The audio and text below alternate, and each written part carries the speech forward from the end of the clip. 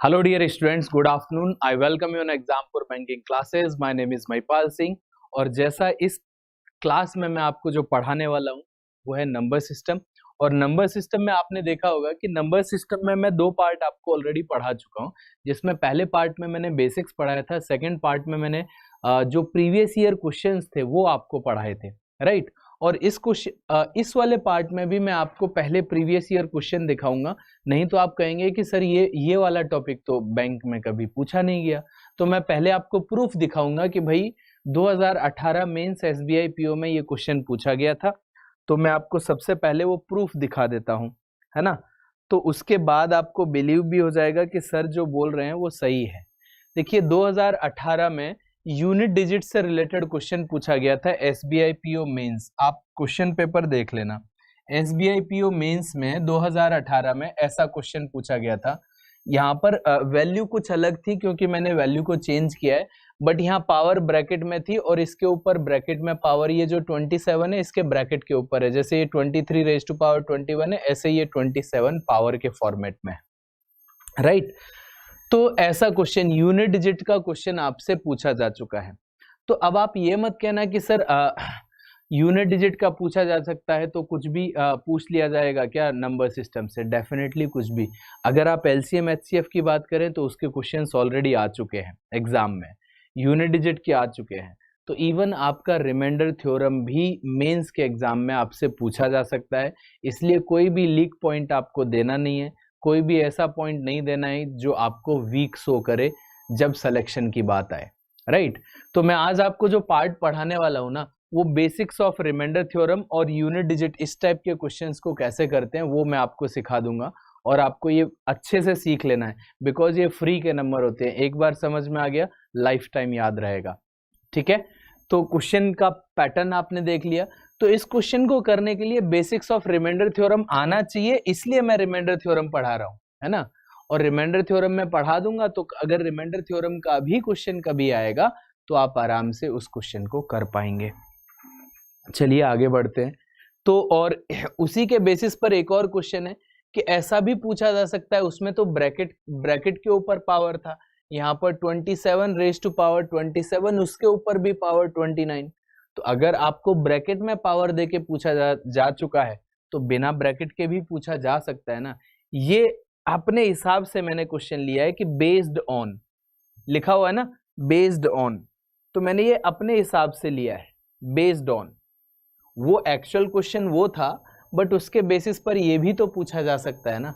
तो जो पूछा जा सकता है, एक अबव लेवल भी मैं आपको हमेशा पढ़ाता ही हूं, जैसा आप सबको पता ही है। तो अब हम जब बात करेंगे ना तो कॉन्सेप्ट ऑफ रिमाइंडर थ्योरम की बात करेंगे। तो बहुत ही ध्यान से आपको ये कॉन्सेप्ट समझना है। सभी लोग एक बार वीडियो को शेयर कर दो, अपने फ्रेंड्स को बता दो कि आज का जो क्लास है वो बहुत इंपॉर्टेंट है। कैलकुलेशंस में बड़ी हेल्प करता है यूनिट डिजिट का कॉन्सेप्ट, है ना। मैंने आपको इस पर कैलकुलेशन लॉजिक्स एंड ट्रिक्स नाम से क्वांटम फाउंडेशन बैच में पहले से ही कैलकुलेशन बेस्ड दो पार्ट आपको ऑलरेडी पढ़ा चुका हूं मैं। तो अगर आपने वो नहीं पढ़े हैं तो एक बार जरूर देख लेना, right.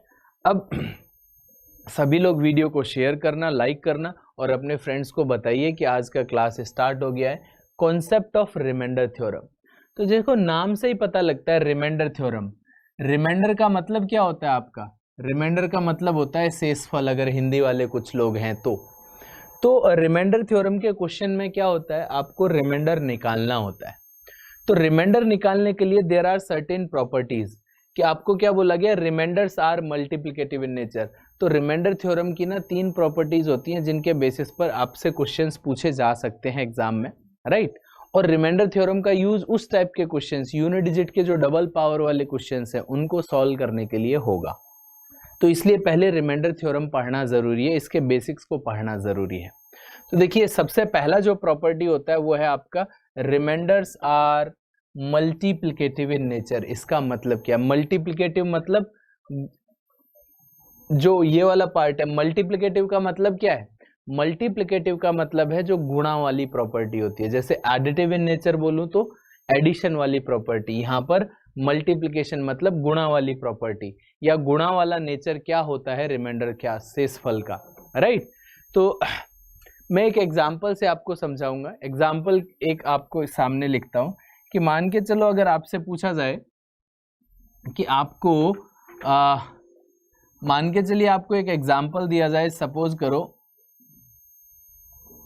13 into 14 into 15 into 16 into 17 into 18 into 19, ये एक नंबर दे रखा है आपको या एक्सप्रेशन दे रखा है, और इसको क्या करना है आपने, इस वाले एक्सप्रेशन को आपको क्या करना है, डिवाइड करना है।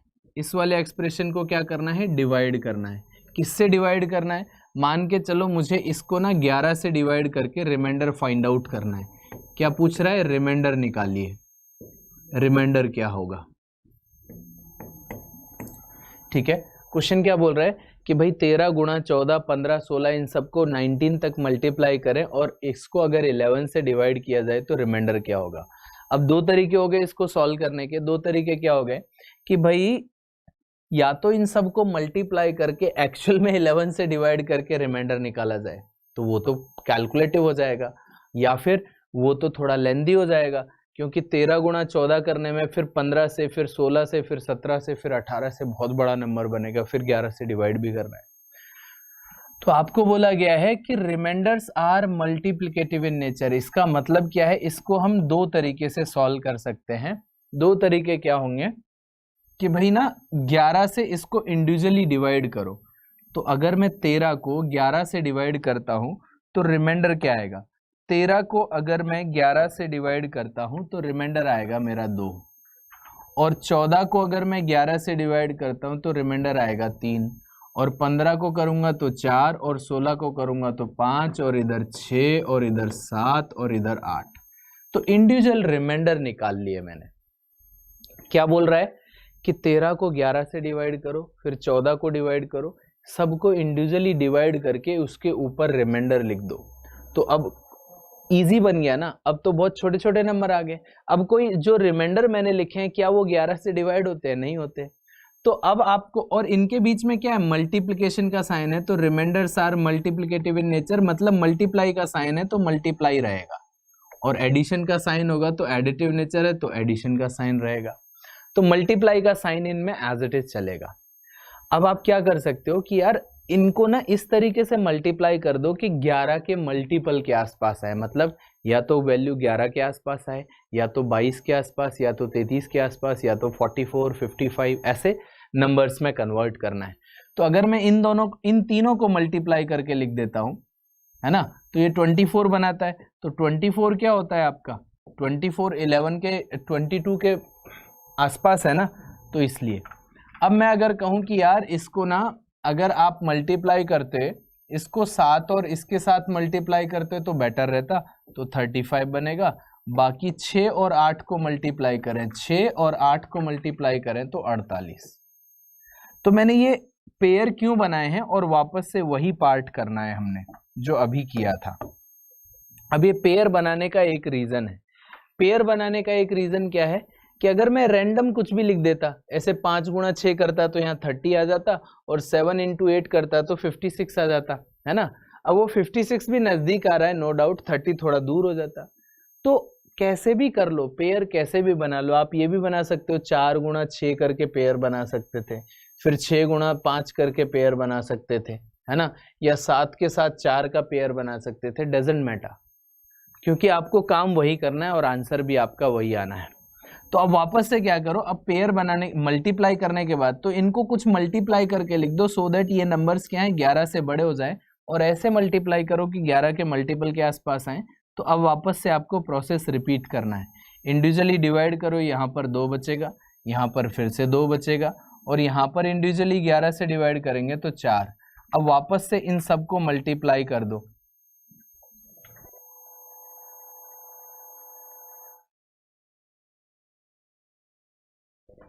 तो वापस से आप लोग क्या करिए इनको, अब आपके पास क्या गया 2 इंटू 2 इंटू 4, राइट। तो अब आप वापस से इसको मल्टीप्लाई करिए, क्योंकि अब 2 2 और 4 तो डिवाइड होता नहीं है। तो अब आप वापस से क्या करेंगे, अब ये जो नंबर को मल्टीप्लाई किया तो आ गया 16। अगर ये बड़ा नंबर आता है 11 से, अगर ये बड़ा नंबर आता है 11 से, तो आप वापस से वही स्टेप रिपीट करेंगे कि 11 से फिर से रिमाइंडर निकालिए, तो रिमाइंडर क्या आएगा 5। तो ये वही रिमाइंडर है, तो ये आपका क्या हो गया, ये आपका हो गया आंसर। और ये वही रिमाइंडर है जो आपके सामने यहाँ पर आना चाहिए था। ठीक है, ये वही रिमाइंडर है। आई होप आपको समझ में आ रहा होगा। क्लियर है? क्लियर है कि नहीं है बताइए। तो ये इस तरीके से हम मल्टीप्लिकेटिव नेचर का यूज करते हैं। तो अगर आपको समझ में नहीं आया तो मैं एक बार स्टेप दोबारा से रिपीट कर देता हूं। आपको इस 11 से इंडिविजुअली सबको डिवाइड करना था, ये रिमाइंडर आना था, फिर इनको वापस से कुछ कुछ मल्टीप्लाई कर दो और वापस से उस प्रोसेस को रिपीट करो। फिर ये जो रिमाइंडर आए वापस से मल्टीप्लाई करो, और अगर ये 11 से बड़ा है तो फिर से डिवाइड कर दो। तो अब जो रिमाइंडर आ रहा है ये वही रिमाइंडर है। अगर आप इसको मल्टीप्लाई करके 11 से डिवाइड करते तो भी 5 रिमाइंडर आता, अभी भी 5 आ रहा है। बट इससे क्या हो गया, आपकी कैलकुलेशन ईजी हो गई। So this is known as the multiplicative nature. तो गुणा वाली जो प्रॉपर्टी होती है रिमाइंडर की वो ये है। और अगर मैं बात करूं एडिटिव नेचर की, तो एडिटिव नेचर क्या होता है, तो एक और प्रॉपर्टी होती है remainders are additive in nature. तो इसका भी पार्ट मैं आपको लिख के बता देता हूं एक एग्जांपल के साथ, कि मान के चलो आपके पास एक और नंबर दे रखा है, जैसे 24 plus 25 plus 26 plus 27 plus 28 plus 29 plus 30 plus 33, और इसको डिवाइड करना है आपने 23 से। फिर आपको वही करना है कि फाइंड रिमाइंडर, फाइंड रिमाइंडर निकालना है। तो अब आप अगर आप ऐसे करें कि इन सबको पहले ऐड करें फिर 23 से डिवाइड करें तो हो तो जाएगा, लेकिन टाइम टेकिंग है, क्योंकि ऐड करने में तो टाइम तो लगेगा ना। तो इसको अवॉइड करने के लिए अभी हमने जो किया था मल्टीप्लिकेटिव इन नेचर में, वही कहानी हम एडिटिव इन नेचर में भी तो कर सकते हैं। क्यों नहीं कर सकते, कि अब एडिशन का साइन है, फिर से इंडिविजुअली डिवाइड करो, रिमाइंडर लिख लो। तो 1 लिखा, 2 लिखा, 3 लिखा, 4 लिखा, फिर 5 आएगा और 6 आएगा और 7 आएगा और इसमें 10 आ जाएगा। अब एडिशन का साइन है तो सब में ऐड कर दो, राइट। अब सबको ऐड करने की अगर आप ऐसे लिखेंगे कि इन सबको ऐड करके हम क्या करेंगे 23 से डिवाइड कर दे, तो ऐड करना चाहो तो ऐड करो, नहीं तो आप ये एक और काम कर सकते हैं। ऐड करना चाहो तो आप क्या कर सकते थे, जैसे मैं आपको बता देता हूं कि यहाँ पर ये 6 4 10 और 10 20, 20 और 11 41 और 48, तो ऐड करके भी आप लिख सकते हो फिर भी, लेकिन ये टाइम तो लगेगा और 2 आंसर आ जाएगा, राइट। लेकिन आप दूसरा पार्ट ऐसे भी कर सकते थे। और क्या कर सकते थे वो मैं आपको समझाता हूं, और क्या क्या चीजें की जा सकती थी, राइट। तो देखिए और क्या कर सकते थे, आप ये भी कर सकते थे कि 6 और 7 13 होता है और ये 23, तो एक पेयर 23 का हमने हटा दिया कि नहीं, हटा दिया, तो 23 हट गया। अब वापस से हम क्या करेंगे,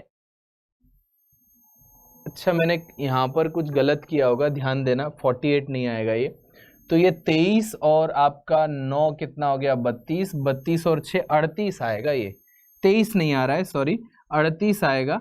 तो आप इसको करेक्ट करना एक बार कि 38 आता, तो यहाँ पर जो आपका रिमाइंडर आता वो कुछ अलग आता। देखो 38 को डिवाइड करोगे तो 15 रिमाइंडर आएगा, है ना, 15 आएगा। तो ये एक करेक्शन था, ये आप एक बार देख लेना, क्योंकि मैंने 38 लिख दिया 48 की जगह। अब आप देखिए कि 6 और 7 13 और 10, तो 23 हट गया। अब बचा क्या आपके पास, ये होता है 10 और ये 5 15। तो अगर बचा हुआ पार्ट जो है वो 23 से छोटा है तो वही रिमाइंडर होगा, अगर 23 से बड़ा होता तो फिर से डिवाइड कर देते, ठीक है। तो आप ऐसे भी कर सकते हो कि यहाँ पर ऐड करके आप हटाते चले जाएं, जो बचेगा वही रिमाइंडर बचेगा, ऐसे भी कर सकते हैं, ठीक है। तो 2 प्रॉपर्टीज आपको समझ में आई, multiplicative nature and additive nature, ठीक है। अब आगे बढ़ते हैं। आगे की प्रॉपर्टी जो है ना वो सबसे ज्यादा इंपॉर्टेंट है, ये मोस्ट इंपॉर्टेंट प्रॉपर्टी है, ये वाली जो प्रॉपर्टी है आपकी मोस्ट इंपॉर्टेंट है।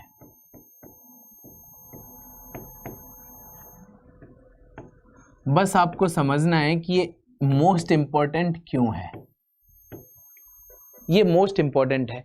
अब remainders are negative in nature कैसे हो सकता है?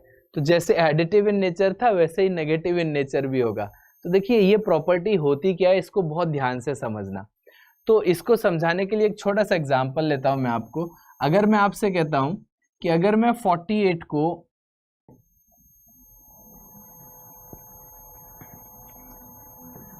53 से डिवाइड करूं तो रिमाइंडर क्या आएगा? तो आप कहेंगे सर कि ये क्या बेतुका सा सवाल है, इसको तो कोई बच्चा भी बता देगा कि भाई 48 ही रिमाइंडर आएगा, है ना, कि 48 को 53 से डिवाइड किया जाए तो रिमाइंडर क्या आएगा? 48 आएगा, इसमें तो कोई डाउट नहीं है। बट आप इसको ऐसे भी लिख सकते हो कि 48 अपॉन 53, तो I can also write -5 as an remainder. Remainder की जगह पर मैं -5, तो इन दोनों का जो डिफरेंस है ना, इन दोनों का जो डिफरेंस है वो नेगेटिव में आप रिमाइंडर की जगह यूज कर सकते हैं। कैसे यूज कर सकते हैं? फिर से मैं एडिटिव नेचर और एडिटिव नेचर का यूज करके बताता हूं आपको। अब आप ऐसे मान के चलो, अब इमेजिन करेंगे, बहुत इंपॉर्टेंट सा कॉन्सेप्ट है, इसको समझना। लाइव एग्जांपल देके आपको समझाता हूं।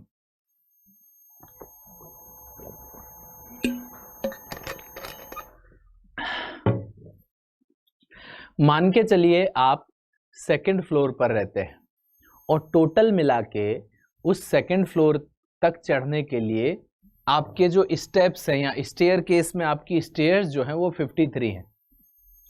आप क्या कर रहे हैं, आपको सेकंड फ्लोर पर चढ़ना है और उसमें टोटल मिला के जो सीढ़ियां हैं वो 53 हैं। आप चलते गए, एक चढ़े, 2, 3, 4 ऐसे स्टेयर्स चढ़ते गए और 48 पर जाके थक गए, अब नहीं चला जा रहा और वहीं बैठ गए। तो आपने क्या किया कि भाई 48 स्टेयर्स चढ़ लिए, लेकिन आपको जाना कहां पर है? 53 पर।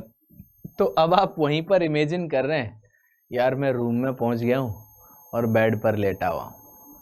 तो भाई इमेजिन क्या किया, आप बैठे तो 48 पर हो लेकिन इमेजिन कर रहे हो रूम में हो, तो भाई ये 5 सीढ़ी और चढ़नी पड़ेंगी ना। तो आपने इमेजिन कर लिया कि मैं 5 चढ़ गया, लेकिन एक्चुअल में तो नहीं चढ़ा ना। तो हम क्या कर रहे हैं, इमेजिन कर रहे हैं। तो ये चीजें इमेजिन करने से क्या हो गया कि भाई ये 53 - 5 हम ऐसे भी तो लिख सकते हैं। तो अब आप देखिए यहाँ से तो रिमाइंडर क्या बनेगा? 0, और यहाँ से क्या बनेगा? 5। तो we can also write it as an -5 as an remainder. समझ में आ गया होगा, बेसिक कॉन्सेप्ट है, लाइव एग्जांपल देके भी समझा दिया है, अब आपको समझ में आना चाहिए। तो अगर मैं कहता हूं कि अगर 10 को 12 से डिवाइड किया जाए तो I can write -2 as an remainder. अगर 11 को 12 से डिवाइड किया जाए तो I can write -1 as an remainder. अगर मेरे को 11 नहीं लिखना है तो मैं -1 भी लिख सकता हूँ, 10 नहीं लिखना है तो मैं -2 भी लिख सकता हूँ। अब आप कहेंगे कि सर इसका क्या फायदा है? तो फायदा मैं आपको गिना देता हूं। इसका फायदा क्या है वो देखते हैं। फायदा देखने वाली बात करते हैं। तो अगर मान के चलो आपके पास ऐसे होता, मैं आपको अच्छे से समझाता हूं कि आपके पास मान के चलो 17 × 18 × 19 × 20 × 21 × 22, इस एक्सप्रेशन को आपको डिवाइड करना होता किससे? 23 से। डिवाइड करके आपको फाइंड आउट करना है रिमाइंडर। अब आप कहेंगे कि सर ये क्या सवाल है, ये तो बहुत ही कॉम्प्लिकेटेड हो जाएगा, क्योंकि 17 और 18 को मल्टीप्लाई करना पड़ेगा, तभी जाके ये 23 से डिवाइड होने वाला एक नंबर बनेगा, क्योंकि सारे नंबर तो 23 से छोटे हैं। तो फिर आपको ऐसे करना पड़ेगा, फिर ऐसे करना पड़ेगा, और इन सबको मल्टीप्लाई करके फिर डिवाइड करना पड़ेगा। थोड़ा कॉम्प्लिकेटेड होगा, राइट। तो अब आप बेटा क्या कर सकते हो, अब आप नेगेटिव रिमाइंडर का यूज कर सकते थे कि अगर मैं 17 को 23 से डिवाइड करूं तो I can write -6 as an remainder, I can write -5 as an remainder, -4 as an remainder, -3 as an remainder, -2 as an remainder and -1 as an remainder, right. अब देखिए 17 और 18 को मल्टीप्लाई करना और 6 और 5 को मल्टीप्लाई करना है कि नहीं जमीन आसमान का अंतर। तो आपका क्या होगा, आपका कैलकुलेशन रिड्यूस होगा, आपको टाइम कम लगेगा। तो नेगेटिव नेचर मोस्ट इंपॉर्टेंट इसलिए है क्योंकि ये टाइम को कम कर देगा। टाइम को कम कर देगा तो बड़े आराम से करिए। तो 17 और 18, तो इसको आप ऐसे लिख सकते हो ना, इन दोनों को मल्टीप्लाई कर दे तो ये 30 हो जाएगा, और 1 से लेके 4 तक। अब देखो negative negative positive, negative negative positive, तो 4 को मल्टीप्लाई करेंगे तो 24। तो अब आप दोबारा से डिवाइड कर दो। अब देखो 23 से डिवाइड करें तो 7, और 23 से डिवाइड करें तो 1, तो 7 गुणा 1 आपका रिमाइंडर क्या आ गया। तो अब आप देखिए कि कितना आसानी से आपका रिमाइंडर आ गया 7। अदरवाइज आप क्या कर रहे होते, अदरवाइज हम क्या कर रहे होते, 17 गुणा 18, 19 इंटू 20 और 21 इंटू 22, उन तीनों बड़े बड़े नंबर्स को फिर 23 से डिवाइड करके फिर रिमाइंडर निकालते, फिर मल्टीप्लाई करते।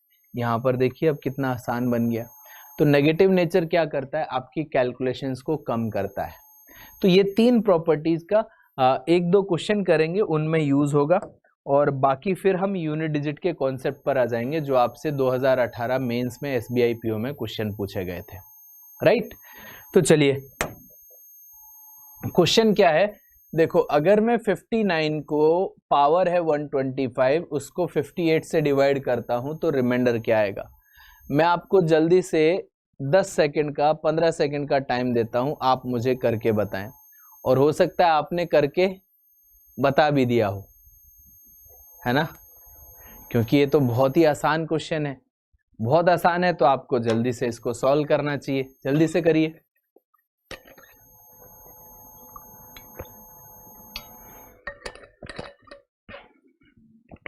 अब देखिए इस क्वेश्चन का मतलब क्या है। क्वेश्चन का मतलब ये है दोस्त कि 59 इंटू 59 इंटू 59 इंटू 59, और ये ऐसे ऐसे चलता गया, ये 125 बार है। कितनी बार है, 125 बार है, 125 टाइम्स है। समझ में आ रहा है, 125 टाइम्स क्यों, क्योंकि उसके पावर इतनी लगी हुई है। पावर का मतलब क्या होता है, ये उतनी ही बार मल्टीप्लाइड है, यही मतलब होता है ना। अब डिवाइड बाई क्या है, 58। तो मैं इसको करके क्यों बता रहा हूं, क्योंकि आपको समझाना है मुझे। तो अब आप 58 से डिवाइड करेंगे तो हर बार रिमाइंडर जो आएगा 1 आएगा, और कितनी भी बार रिमाइंडर 1 आए उन सबको मल्टीप्लाई करने से तो 1 ही आएगा, तो 1 रिमाइंडर आ गया, तो यही मेरा आंसर है, राइट। अब एक्चुअल में मुझे कैसे करना चाहिए था, ये तो हो गया समझाने वाला पार्ट। एक्चुअल में क्या करना है, कभी भी ऐसा कोई क्वेश्चन आएगा कि 59 raise to power 125 divide by 58, तो आप ऐसे लिख के नहीं बताएंगे, आप सीधे क्या करेंगे, पावर को एक बार मत देखो, यहाँ पर इस वाले पार्ट को देखो, इससे इसको डिवाइड करो, और जो रिमाइंडर आएगा ना उसके ऊपर पावर एज इट इज लगती है।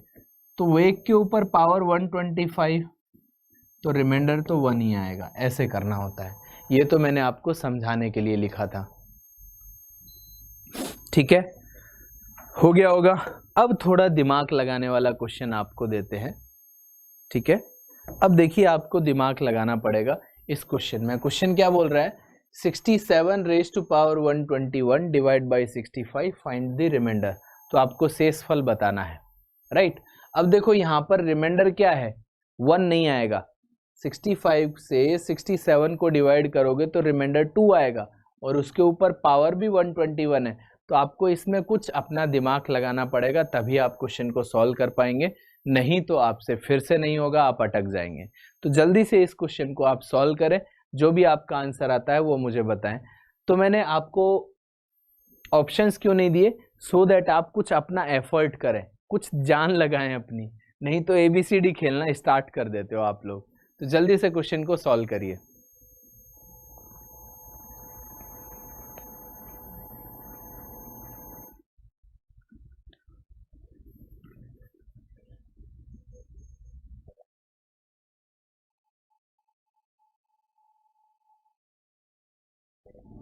किसी का कोई आंसर आता है तो जल्दी से बताएं।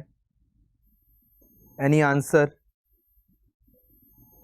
कोई भी आंसर आता है तो जल्दी से बताएं।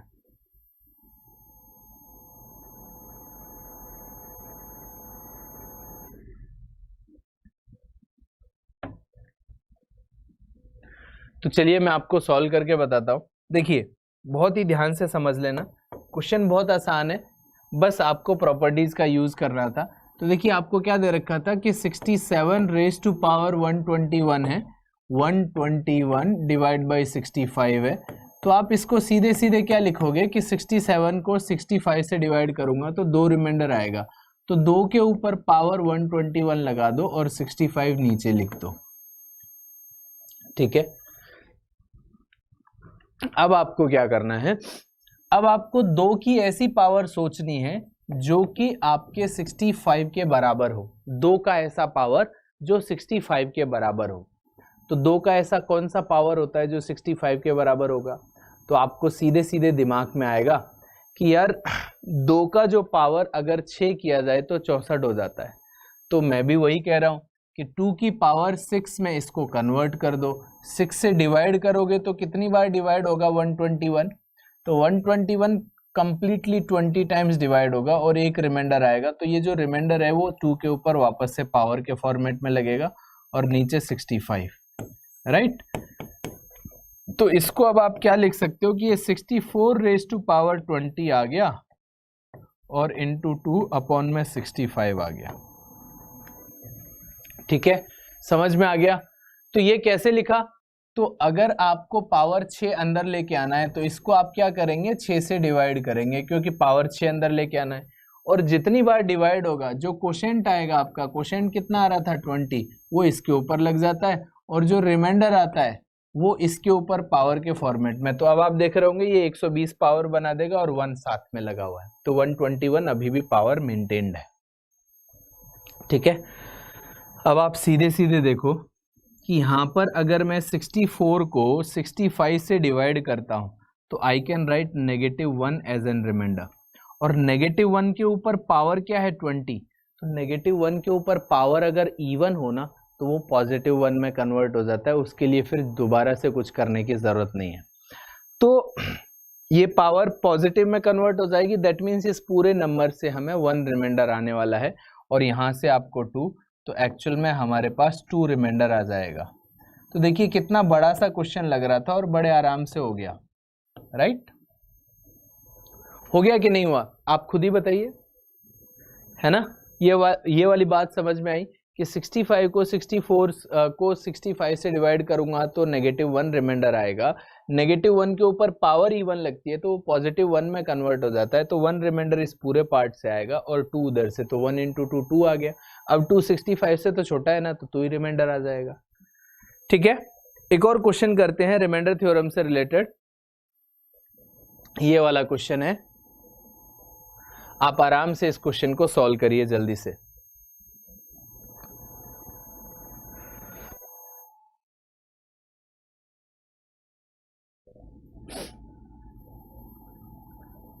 तो जो भी आपका आंसर आता है वो जल्दी से बताओ। मैं आपको इस क्वेश्चन के लिए 40 सेकंड दे रहा हूं और मैं साइड में ही हूं, आप आराम से सॉल्व करिए इस क्वेश्चन को, जल्दी से सॉल्व करें, और जो भी आपका आंसर आता है वो आप मुझे बताएं। ऑप्शंस में 2 3 4 5 6 लिखा हुआ है आंसर।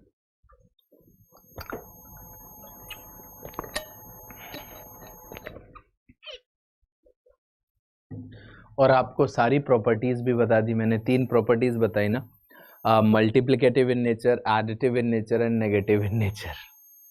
उन्हीं 3 का यूज हो रहा है इन सब में।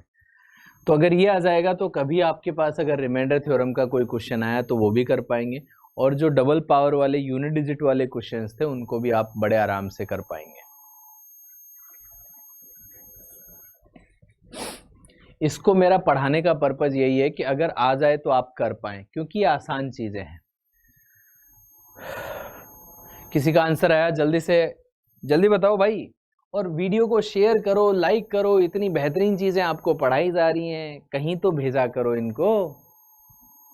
बस नॉलेज अपने अंदर ही रखोगे, अरे नॉलेज बांटने से बढ़ता है। तो ये मत सोचना है मैं पढ़ लेता हूँ दूसरे वाले को नहीं पढ़ने दूंगा तो मेरा सिलेक्शन हो जाएगा। अरे कहीं ना कहीं से तो पढ़ ही रहा होगा, है ना? तो कुछ मेरी भी हेल्प करो आप लोग, मैं आप लोगों की बहुत सारी हेल्प कर रहा हूँ। तो आप लोगों को हेल्प क्या करनी है, इन वीडियोस को आप जहाँ पर जो लोग पेड कोर्सेज अफोर्ड नहीं कर सकते उन तक पहुँचाना है, राइट? चलिए तो क्वेश्चन को सॉल्व करते हैं। क्वेश्चन है आपका 26 सॉरी, क्वेश्चन है आपका ये वाला क्वेश्चन है 26 raise to power 125 divide by 7 right. तो अब आप सबसे पहले मैंने क्या कहा कि आप सीधे 26 को इससे डिवाइड करें। 26 को जैसे डिवाइड करूंगा तो मेरा रिमाइंडर जो आ रहा है वो 5 आ रहा है, तो 5 के ऊपर पावर तो एज इट इज रहता है, ये मैंने आपको बताया राइट। तो अब आप देखिए एक और चीज दिमाग में आनी चाहिए, या तो आप सीधे सीधे आप ऐसे सोचना स्टार्ट कर दें, यार 5 की ऐसी कौन सी पावर है जो 7 के मल्टीपल के आसपास नंबर देती हो। तो 5 की पावर 1 5 ही होता है, 5 की पावर 2 25, 5 की पावर 3 125। तो 25 के आसपास कोई मल्टीपल है, 21 है, फिर भी दूर है। आसपास का मतलब +1 -1 देने वाला नंबर ऐसा कुछ मिले 125। तो अगर मैं 17 इंटू क्या करूं 18 है ना, 17 इंटू 18 करूं तो क्या होता है 126। मिल गया राइट, परफेक्ट है। तो आप क्या करोगे कि 5 की पावर 3 में कन्वर्ट कर लो इसको। 5 की पावर 3 में कन्वर्ट करने का मतलब क्या होगा कि भाई 3 से इस वाले पार्ट को डिवाइड करें। अच्छा ये 125 है और पीछे वाला क्वेश्चन था 121। सॉरी, मुझे लग रहा है मैं आगे बढ़ गया हूं, है ना। हाँ एक्चुअल में क्वेश्चन, अच्छा ये तो कर ही लिया, यही था 125 ही था, ठीक है। तो 5 की पावर 3, तो 3 से इसको डिवाइड करें। अगर हम 3 से इसको डिवाइड करें, अगर हम 3 से डिवाइड करें तो ये आपका 4 और 41 बार जाता है, और आपका रिमाइंडर क्या बचा होगा 41 बार गया, 2 रिमाइंडर बचा, तो ये आ गया और अपॉन में आ गया 7 राइट। अब आप देखिए ध्यान से, अगर आप इसको 125 रेज टू पावर 41 कर दें और इनटू कर दें 5 रेज टू पावर 2 अपॉन में आ जाए आपका 7, तो 125 को आप इससे डिवाइड करें, 125 को 7 से डिवाइड करें, तो या तो आप कहेंगे सर 6 रिमाइंडर बचता है, या कहेंगे -1। तो 6 रिमाइंडर लिखना या -1 लिखना बात बराबर है, तो -1 लिख देता हूं मैं, यहां पर आसान हो जाएगा। और यहां पर कितना है 25 है ना, तो 25 को 7 से डिवाइड करोगे तो क्या आएगा, 25 को 7 से डिवाइड करोगे तो 4 रिमाइंडर आएगा, या फिर आप इसको सॉल्व करके भी कर सकते हो। तो -1 इंटू 4 अपॉन में 7 आ गया, तो अब आपके पास ना -4 रिमाइंडर आ गया। बट आप कहेंगे सर इंटीजर को डिवाइड कर रहा हूं, नेगेटिव रिमाइंडर कैसे आ सकता है। पॉलिनोमियल होता है, अलजेब्रिक एक्सप्रेशन होता तो नेगेटिव में आ भी सकता था। तो ये एक्चुअल रिमाइंडर नहीं है, मैंने क्या कहा था, जब हम नेगेटिव वैल्यू लेते हैं तो वो इमेजिन करते हैं, ये इमेजिनरी वैल्यू है, ये इमेजिनरी रिमाइंडर है। एक्चुअल रिमाइंडर क्या होगा, एक्चुअल रिमाइंडर निकालने के लिए आप इसमें ये चीजें ऐड कर दो, इसको ऐड कर दो। तो साथ में अगर आप -4 ऐड करेंगे ना, तो एक्चुअल रिमाइंडर आपका क्या आ जाएगा 3, तो ये आपका आंसर होगा। आंसर क्या होगा 3। समझ में आ रहा है। तो एक तरीका तो ये हो गया। दूसरा तरीका क्या हो सकता है, आई होप आपको सब लोगों को समझ में आया होगा। अब ये -1 कैसे आया वो भी आपको बता देता हूं, अगर नहीं समझ में आ रहा है तो 125 41 रेस्ट, तो इसको जब आप डिवाइड करते तो 6 रिमाइंडर आता है ना, तो ऐसे लिखते। तो अब आप इसको ऐसे भी तो लिखोगे ना, -1 रेज टू पावर 41, और पावर ऑड है तो ये माइनस माइनस ही रहता है, इसलिए मैंने -1 इंटू 4 किया, क्योंकि 25 बन गया ना, ये 25 को 7 से डिवाइड डायरेक्टली करके 4 लिख दिया मैंने। समझ में आ गया, कोई भी डाउट है। और इसका एक और तरीका हो सकता था, तो एक और तरीका मैं आपको समझा देता हूं, है ना। एक और तरीका क्या हो सकता था वो भी मैं आपको समझा देता हूं। चलिए यहां पर बता देता हूं। एक्चुअल क्वेश्चन क्या था आपका, वो था कि 26 raise to power 125 divide by 7। तो आपने इसको इतना तो लिख लिया था 5 raise to power 125 divide by 7। तो आप ऐसे भी तो लिख सकते थे इसको कि अगर मैं 5 को 7 से डिवाइड करूंगा तो -2 रिमाइंडर भी लिख सकता हूँ। मैंने आपको बोला था इन दोनों का डिफरेंस नेगेटिव में लिख दें तो भी रिमाइंडर का काम करता है, बट वो इमेजिनरी रिमाइंडर होता है, आंसर में कोई डिफरेंस नहीं आएगा उससे। तो -2 अगर आप रिमाइंडर लिखेंगे तो फिर -2 के ऊपर पावर 125 आ जाएगा और अपॉन में क्या आएगा 7, दैट इज इक्वल टू। अब देखो पावर ऑड है आपका और नेगेटिव का साइन है, तो अगर इसको जब भी आप सॉल्व करेंगे तो नेगेटिव वैल्यू आएगी ना, तो नेगेटिव को पहले बाहर निकाल लो, नेगेटिव को बाहर निकाल लो और 2 के ऊपर पावर वो तो लगा ही रहेगा, जो भी वैल्यू आएगी वो नेगेटिव में ही आएगी, इतना तो आपको समझ में आ रहा है। अब 2 की ऐसी पावर के बारे में सोचना स्टार्ट करिए जो 7 के आसपास है। तो आपने सोचा होगा कि भाई 2 की पावर 3 अगर लिया जाए तो 8, जो कि 7 के आसपास है, तो नेगेटिव लगा हुआ है 2⁻³ और 3 को अंदर लेना है तो 3 को आप इससे डिवाइड करेंगे, जितनी बार डिवाइड होगा वो यहाँ पर लिखेंगे, जो रिमाइंडर आता है वो आप यहाँ पर लिखते हैं और डिवाइड बाई 7 लिख देंगे। तो अभी भी देखो ये 123 और 2 पावर अभी भी मेंटेन है 125। अब आगे क्या करेंगे, तो आगे नेगेटिव लगा हुआ है, 8 के ऊपर पावर 41 आएगा, इंटू 4 आएगा, अपॉन में 7 आएगा। अब देखिए 8 को 7 से डिवाइड करो तो 1 रिमाइंडर आएगा, 1 के ऊपर पावर 41 तो 1 रिमाइंडर हो गया पूरे से, इंटू 4 और नेगेटिव आ गया तो फिर से -4, और नेगेटिव में तो रिमाइंडर होता नहीं है ना, तो एक्चुअल रिमाइंडर निकालने के लिए आप इसमें इसको ऐड कर दें, तो जो एक्चुअल रिमाइंडर आएगा 7 में -4 को ऐड करना है तो 3 आएगा, तो ये हमारा आंसर हो जाएगा। तो कैसे भी करें आप, आंसर आपका कभी चेंज नहीं होगा, इतना पार्ट क्लियरली समझ में आना चाहिए, ठीक है। तो यही मैं आपको समझाना चाह रहा था। आई होप सब लोगों को ये रिमाइंडर थ्योरम के कॉन्सेप्ट समझ में आ गए होंगे, और 1-2 क्वेश्चन मैंने इसलिए करवा दिए कि बाई चांस अगर छोटा मोटा क्वेश्चन आ जाए, तो स्टार्टिंग में जब आते हैं तो आसान क्वेश्चन ही आते हैं, क्योंकि अभी तक नहीं पूछे गए हैं तो पूछे जा सकते हैं, बट इनका यूज होगा यूनिटरी जो यूनिट डिजिट के क्वेश्चंस होते हैं उनको निकालने के लिए यूज होता है। तो देखिए अब आपसे बोल रहे हैं कि भाई कॉन्सेप्ट ऑफ यूनिट डिजिट क्या होता है, तो कॉन्सेप्ट ऑफ यूनिट डिजिट पढ़ लेते हैं। तो यूनिट डिजिट का अभी मैंने आपको क्वेश्चन दिखाया था कि 2018 SBI PO मेंस में 2018 में पूछा गया था, राइट। तो अब आप देखिए कॉन्सेप्ट ऑफ यूनिट डिजिट, इतना पार्ट है। तो यूनिट डिजिट क्या होता है कि मान के चलो अगर मैंने कहा कि 12 × 13 या 12 × 13 × 14 × 16 × 17 × 18 × 19, अगर मुझे इस पूरे एक्सप्रेशन का यूनिट डिजिट फाइंड आउट करना है मल्टीप्लाई करने के बाद, तो यूनिट डिजिट फाइंड आउट करना है, तो यूनिट डिजिट निकालना बड़ा आसान होता है। कैसे करना है, तो यूनिट डिजिट हमेशा यूनिट डिजिट पर ही डिपेंड करता है। अगर मैं कहूं कि 1 2 3 4 × 1 4 5 6 7, तो भाई लास्ट में क्या आएगा एक्सप्रेशन के, तो आप कहोगे 4 × 7 करने से जो लास्ट में 8 आएगा वही पूरे एक्सप्रेशन में लास्ट में वैल्यू आती है।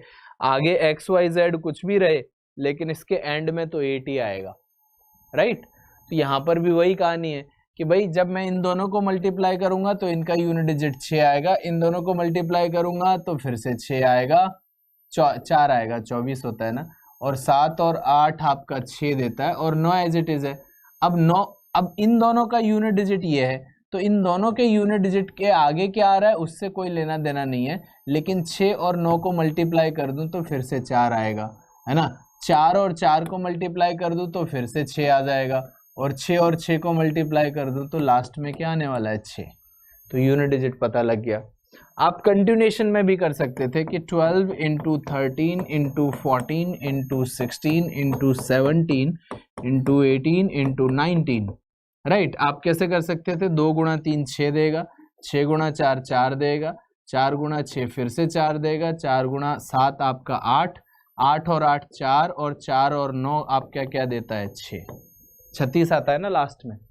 तो ये यूनिट डिजिट होता है। तो यूनिट डिजिट का जो कॉन्सेप्ट है वो क्या है, वो यूनिट डिजिट के मल्टीप्लिकेशन पर ही डिपेंड करता है। बाकी 10th place digit, 100th place digit और 1000th प्लेस डिजिट का इसमें कोई इंपॉर्टेंस नहीं है। आई होप आपको थ्योरेटिकल कॉन्सेप्ट समझ में आया होगा। अब देखिए क्वेश्चन आपसे ऐसे नहीं पूछे जाते कि कोई एक एक्सप्रेशन दे दिया मल्टीप्लाई करके और आपसे पूछा जाए कि what is the unit digit, है ना। तो ऐसा क्वेश्चन नहीं पूछा जाएगा। क्वेश्चन क्या पूछा जाएगा? क्वेश्चन पूछा जाएगा कि आपको कहा जाए कि 23 आपको कहा जाएगा कि भाई 23 रेज टू पावर 203 इसका यूनिट डिजिट बताएं, है ना? ऐसा पूछा जाएगा। ये नहीं पूछा जाएगा कि 23 इंटू 24 इंटू 27 का यूनिट डिजिट बताएं। आप बता ही दोगे 3 गुणा 4 2 देता है, 2 गुणा 7 4 देता है, तो लास्ट में 4 आएगा। बट आपसे पावर के फॉर्मेट में पूछता है, और पावर के फॉर्मेट में पूछता है तो हमें क्या चाहिए? Rule of cyclicity. अब साइक्लिसिटी का मतलब क्या होता है? साइकिल्स बनने हैं, तो साइकिल्स बनने हैं और साइकिल किसके बनने हैं उसके अकॉर्डिंग रूल ऑफ साइक्लिसिटी होगा कि हर एक डिजिट का एक साइक्लिसिटी बनेगा, एक साइकिल बनेगा यूनिट डिजिट के लिए, तो उसको साइक्लिसिटी बोलते हैं। अभी आपको समझ में आएगा जब मैं प्रैक्टिकली बताऊंगा।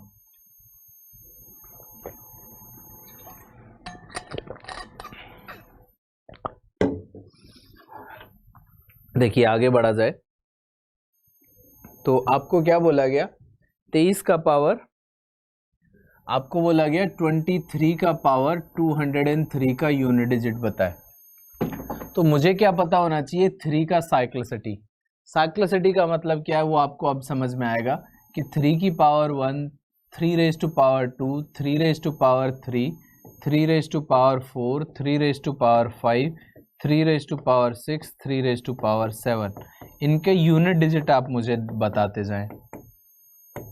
तो इसका यूनिट डिजिट तो 3 होगा, इसका यूनिट डिजिट 9 होगा, इसका 7 होगा और इसका 1 होगा, और फिर इसका वापस से क्या होगा? 3 होगा, फिर 9 होगा, फिर 7 होगा, और 3 रेज टू पावर अगर 8 लिखूं तो इसका वापस से 1 होगा। तो आपको दिख रहा है ना कि हर 4 साइकिल के बाद यूनिट डिजिट रिपीट हो रहा है, हर 4 साइकिल के बाद यूनिट डिजिट रिपीट हो रहा है। अगर मैं 3 रेज टू पावर 9 भी लिखूंगा तो आप कैलकुलेट कर लेना, लास्ट में 3 आएगा। इसके आगे क्या आएगा पता नहीं है, लेकिन लास्ट में 3 आएगा। ऐसे ही 3 रेज टू पावर 10 लूंगा ना तो लास्ट में 9 आएगा, 3 रेज टू पावर 11 लूंगा ना तो लास्ट में 7 आएगा, 3 रेज टू पावर 12 लूंगा तो लास्ट में 1 आएगा, 3 रेज टू पावर 13 लूंगा तो 3 आएगा। आप चेक कर लेना। तो साइक्लिसिटी 2 रेज टू पावर 3 का साइक्लिसिटी कितना मिल गया? 4, राइट? समझ में आ रहा है साइक्लिसिटी क्या होती है? तो भाई आपको ऐसे देखना है कि अगर मेरे को ये कहा जाए कि 2 की पावर 13 का यूनिट डिजिट क्या होगा? 3 की पावर 13, 3 की पावर 13 का यूनिट डिजिट, तो आप क्या कर रहे हो कि एक साइकिल 4 का, फिर एक साइकिल 4 का, फिर एक साइकिल 4 का, तो 3 साइकिल कंप्लीटली कंप्लीट हो गए, उतनी पावर डायरेक्टली हटा दो। तो आप क्या कर रहे हो कि जो साइक्लिसिटी होती है ना उसी से आप इसको डिवाइड कर देते हो पावर को, और रिमाइंडर फाइंड आउट करते हो। तो रिमाइंडर आ गया 1, तो 3 के ऊपर पावर 1 जो लगेगा और जो यूनिट डिजिट आएगा वही 3 के ऊपर 13 वाला भी यूनिट डिजिट आएगा। ये कहानी होती है। दैट मीन्स साइक्लिसिटी से आप पावर को डिवाइड करेंगे। तो अभी भी साइक्लिसिटी तो 3 का निकाल लिया ना हमने, क्योंकि इससे तो कोई लेना देना है नहीं यूनिट डिजिट का। 3 का साइक्लिसिटी है 4, तो 4 से डिवाइड किया तो रिमाइंडर आया आपका 3। तो अब यहाँ पर इस 2 से कोई लेना देना नहीं है। अब 3 के ऊपर जो पावर 3 लग रहा है इससे जो यूनिट डिजिट आएगा वही इसका यूनिट डिजिट होगा, राइट? तो 23 रेज टू पावर 200 में लास्ट में 7 ही आएगा, क्योंकि 3 रेज टू पावर 3 में 7 आता है, और ये 3 कहाँ से आया? 4 से डिवाइड करने के बाद। तो जो इनकी साइक्लिसिटी होती है, जो यूनिट डिजिट की जो साइक्लिसिटी होती है उसी से डिवाइड कर देते हैं। जैसे एक और एग्जांपल देता हूं आपको। अब आपको ये तो पता नहीं है ना कि 8 की साइक्लिसिटी क्या है, आपको ये नहीं पता ना कि 8 की साइक्लिसिटी क्या है, 7 की क्या है, 3 की क्या है। 3 की निकाल ली थी, 2 की नहीं पता, है ना? तो आपको पता करने की जरूरत भी नहीं है। वैसे मैं बता देता हूं कि 7 की पावर 1, 7 की पावर 2, 7 की पावर 3 और 4 और 5 और 6 और 7 और 8, यहीं से पता लग जाएगा कि लास्ट में 7 आएगा, फिर 9 आएगा, फिर आपका 3 आएगा, फिर आपका 1 आएगा। फिर से आपका 7 आएगा, फिर 9 आएगा, फिर 3 आएगा, फिर 1 आएगा। तो इसकी भी साइक्लिसिटी 4 होती है। तो मैं आपको सीधे सीधे बता देता हूं कि 23 एंड 78, 23, 78 को आप 4 साइक्लिसिटी लिख दो, 49 को आप 2 साइक्लिसिटी लिख दो, जो बच गया है 0, 156, इसका साइक्लिसिटी होता है 1। मतलब क्या हो गया, अगर लास्ट में 2 आएगा या 3 आएगा या 7 आएगा या 8 आएगा, उन सब का साइक्लिसिटी 4 होता है। 4 और 9 का साइक्लिसिटी 2 होता है। 0, 1, 5 और 6 लास्ट में आता है, तो इन सब का साइक्लिसिटी 1 होता है। दैट मीन्स 0 के ऊपर कितनी भी पावर लगाए उसका यूनिट डिजिट चेंज नहीं होता। 25 के ऊपर कितना भी पावर लगा दें 5 ही रहेगा लास्ट में। 6 के ऊपर कितना भी पावर लगा दें लास्ट में 6 ही रहता है। 1 के ऊपर कितना भी पावर लगाएं लास्ट में 1 ही रहता है। बट आप ये अज्यूम कर सकते हो कि इन सब का एलसीएम इन सब का एलसीएम 4 होता है, तो इन सब की साइक्लिसिटी आप अज्यूम कर सकते हो 4, क्योंकि ये एक बार हो रहा है, ये 2 जो है वो डबल बार हो जाएगा, एक साइक्लिसिटी वाले 4 बार हो जाएंगे। तो हम ये अज्यूम कर सकते हैं कि सबका साइक्लिसिटी 4 है। याद करेंगे ही नहीं, उससे भी आंसर आएंगे। तो आप ऐसे अलग, एक्चुअल में साइक्लिसिटी तो अलग अलग है सबका, कि इन 4 का 4 है, इन 2 का 2 है, इन 4 का फिर 1 है ना। लेकिन सबकी साइक्लिसिटी आप 4 मान सकते हो इर्रेस्पेक्टिव ऑफ यूनिट डिजिट। तो सबका 4 मान लोगे तो फिर क्या करना है, सीधे सीधे पावर को 4 से डिवाइड करना है, पावर को 4 से डिवाइड करना है, पावर को 4 से डिवाइड करना है, पावर को 4 से डिवाइड करना है और रिमाइंडर निकालना है। तो 4 से डिवाइड करोगे यहाँ पर, तो यहाँ पर तो 3 रिमाइंडर आएगा, यहाँ पर आपका 1 रिमाइंडर आएगा, यहाँ पर फिर से 3 आएगा और यहाँ पर आएगा 0। ठीक है, समझ में आ रहा होगा आपको। तो फिर क्या करना है, रिमाइंडर निकालने के बाद तो जो ये यूनिट डिजिट है ना, उसके ऊपर ये रिमाइंडर वाला पावर लगाना है। यहाँ पर 7 है तो 7 के ऊपर 1 लगाना है, यहाँ पर 3 है तो 3 के ऊपर 3 लगाना है, यहाँ पर 2 है लेकिन रिमाइंडर 0 आ गया। ये एक्सेप्शन केस है। अगर 0 रिमाइंडर आएगा ना, अब वो चाहे 2 के लिए आया हो, चाहे 3 के लिए आया हो, चाहे 4 के लिए, 4 से डिवाइड करने के बाद जब भी 0 रिमाइंडर आएगा, आप सभी में उस यूनिट डिजिट पर, यूनिट डिजिट क्या है यहाँ पर 2 है, तो 2 के ऊपर हम हमेशा 4 पावर लगाएंगे, 0 नहीं। 0 लगा देते तो 1 आता, और 2 का यूनिट डिजिट कभी भी 1 थोड़े हो सकता है। तो यहाँ से यूनिट डिजिट 6 आएगा, यहाँ से 7 आएगा, यहाँ से 7 आएगा, ये 512 तो 2, तो इसका यूनिट डिजिट आएगा 2, इसका यूनिट डिजिट आएगा 7, इसका यूनिट डिजिट 7 और इसका यूनिट डिजिट आएगा 6, क्योंकि 16 होता है। तो ये कहानी है आपकी पूरी यूनिट डिजिट की। तो इतनी राम कहानी में आपको क्या समझ में आया, सीधा शॉर्टकट है, जो भी पावर बनती है उसको 4 से डिवाइड करो, जो रिमाइंडर आता है यूनिट डिजिट पर अप्लाई कर दो, यूनिट डिजिट निकल आता है। बाकी सब मैंने समझाने के लिए आपको इतना डिटेल में बताया था, अदरवाइज तो बहुत आसान है। ये क्वेश्चन 99% लोग गलत करते हैं और आप भी गलत करेंगे मुझे पता है, लेकिन एक बार आंसर बता दो। 99% लोग गलत करते हैं, जबकि इतना आसान क्वेश्चन है, इससे आसान क्वेश्चन यूनिट डिजिट के लिए हो भी नहीं सकता। ठीक है, तो जल्दी से आप मुझे सॉल्व करके बताएं, फिर जो एग्जाम में पूछे गए थे उन क्वेश्चंस को भी हम सॉल्व करेंगे।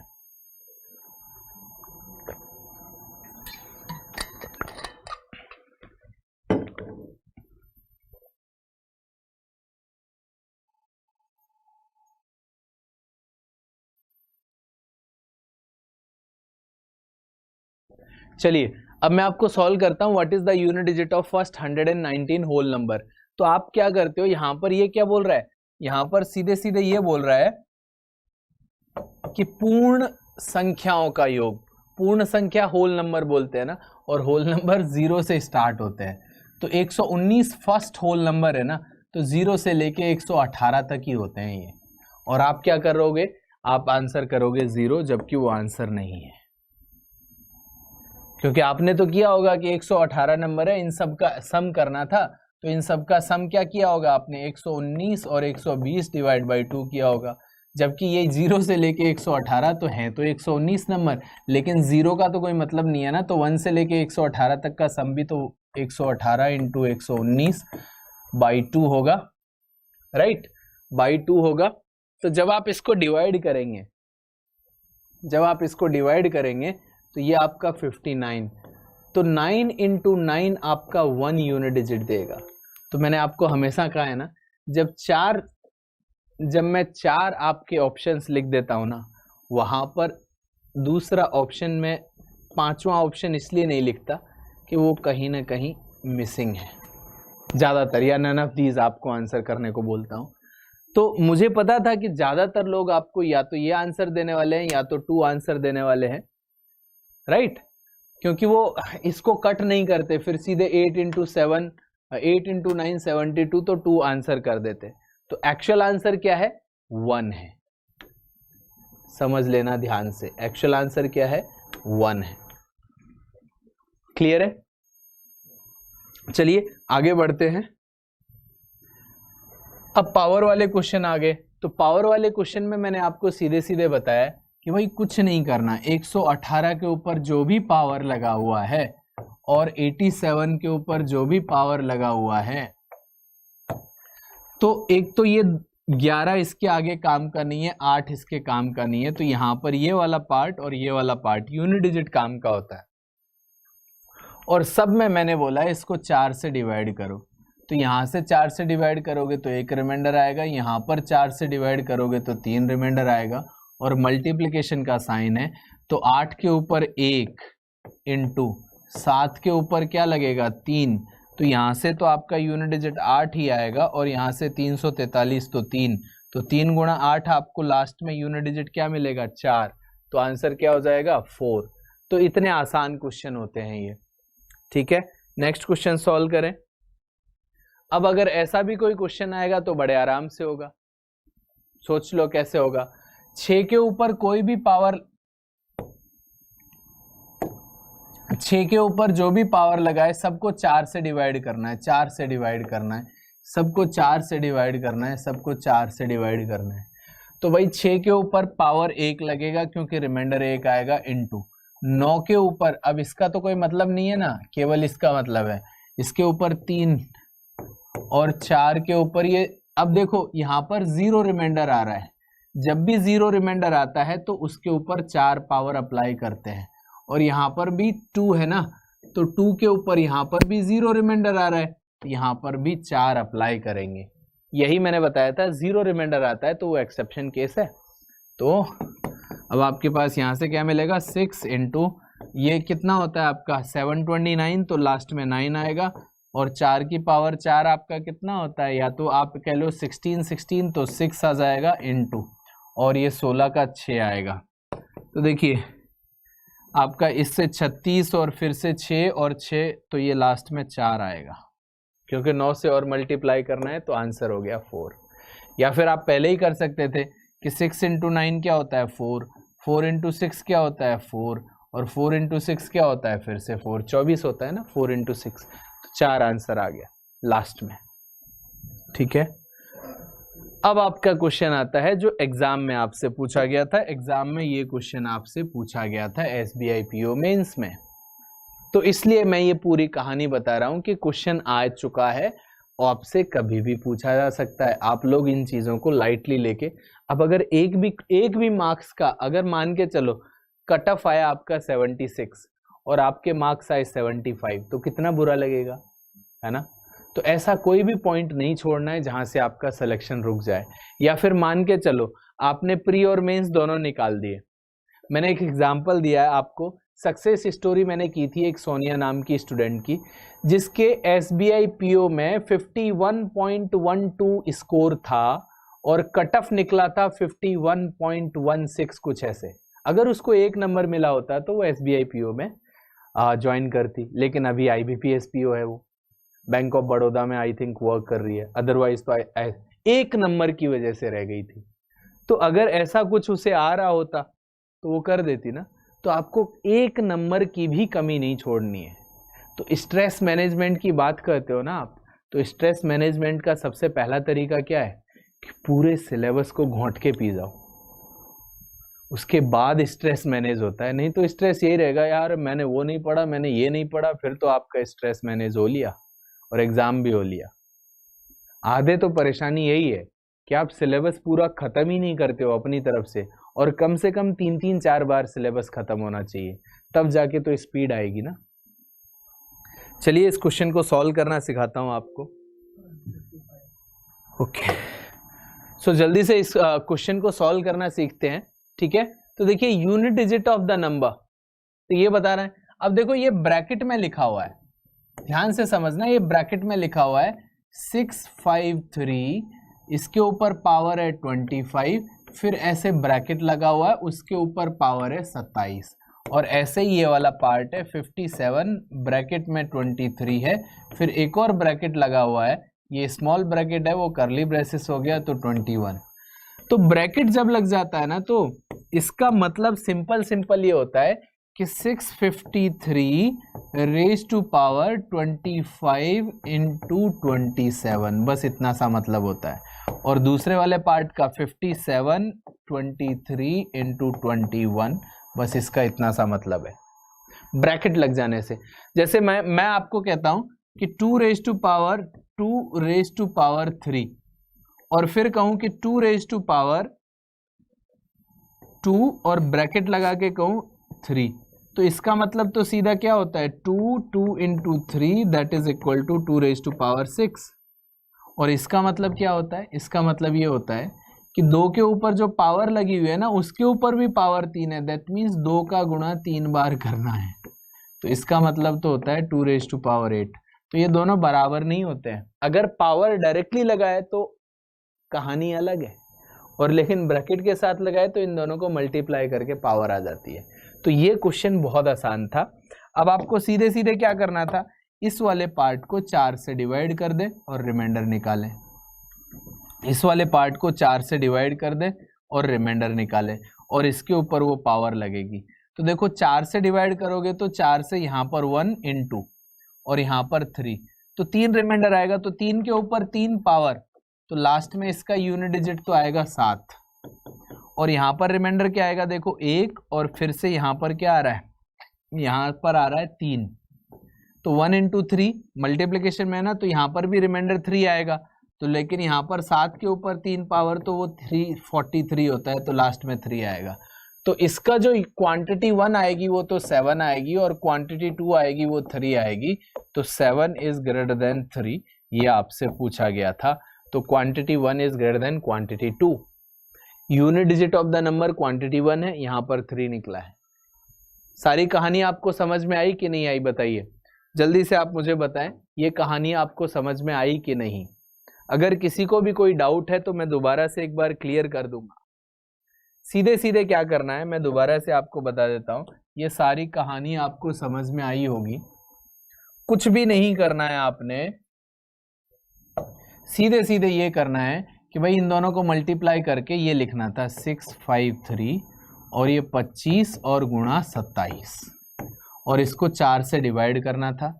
तो ये यूनिट डिजिट क्या है 3 है ना, तो इन दोनों का तो कोई काम नहीं है, तो रिमाइंडर 3 के ऊपर लगेगा। तो देखो यहाँ पर 4 से ये एक बार कट रहा है, 4 से ये कट नहीं रहा, एक रिमाइंडर आ रहा है, और 4 से 27 को इंडिविजुअली डिवाइड कर रहे हैं। रिमाइंडर थ्योरम यूज हो रही है ना, नहीं तो मल्टीप्लाई करके करना पड़ता है ना। तो 25 से 1 आ गया, 27 से ये 3 बचा है ना, तो रिमाइंडर आ गया था 3, तो आपका यूनिट डिजिट आएगा 7, क्योंकि 27 बनने वाला है। ऐसे ही 57 के ऊपर क्या बन गया था 23 इंटू 21, राइट। अब इसको 4 से डिवाइड करें तो यहाँ पर 3 रिमाइंडर आएगा इंटू यहाँ पर 1 रिमाइंडर आएगा, तो रिमाइंडर तो बच रहा है अभी भी 3 ही, लेकिन 7 के ऊपर बचेगा, तो यहाँ पर 343, तो लास्ट में 3 आता है। क्लियर हो गया। चलिए, तो ये वाला जो क्वेश्चन है ये तो हो गया। अब मैं आपको एक अबव लेवल का क्वेश्चन दे रहा हूं जो आपके होमवर्क में आएगा। मैंने कहा था ना कि आपको बोला था मैंने अभी अभी कि ये 2 raise to power 3 is not equal to 2 raise to power 2 bracket 3। तो ये तो 6 देता था, ये 8 बनाता था। अब मैंने बिना ब्रैकेट के पावर लगा रखी है, 27 raise to power 27 raise to power 29 है, 23 raise to power 21 raise to power 23 है। तो जब वो पूछा जा चुका है तो ये भी पूछा जा सकता है ना। तो ये मैं आपको क्वेश्चन होमवर्क में दे रहा हूँ। नेक्स्ट पार्ट में मैं इसी क्वेश्चन से स्टार्ट करूंगा और उसके बाद और LCM HCF के और क्वेश्चंस बचे हैं जो प्रीवियस ईयर पेपर्स में आ चुके हैं वो करवाऊंगा। So thank you so much. आप सभी लोग इस वीडियो को शेयर ज़रूर करना अपने फ्रेंड्स के साथ, और कुछ डेफिनेटली आपने नया सीखा होगा। So bye bye and take care.